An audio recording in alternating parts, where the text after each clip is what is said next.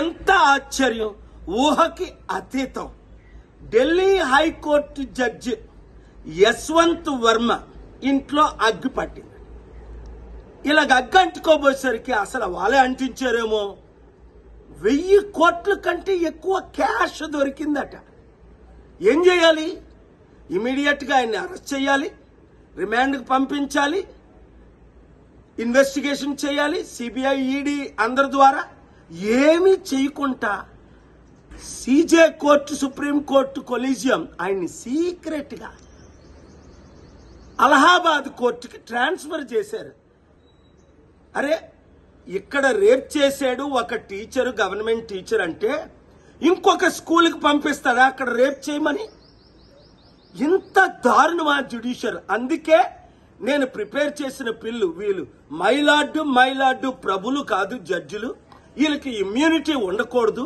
Article 14 ప్రకారం అందరూ సమానమే, వీళ్ళు కూడా సమానంగా చూడాలి.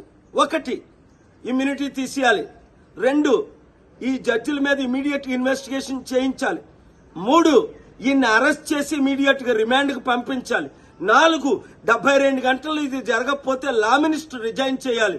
5, మీడియా ఆర్టికల్ 19, చిన్న ఘోరాలు 15,000-20,000 లంచం తీసుకున్నోడు గురించి బ్రేకింగ్ న్యూస్లు పెడతారే.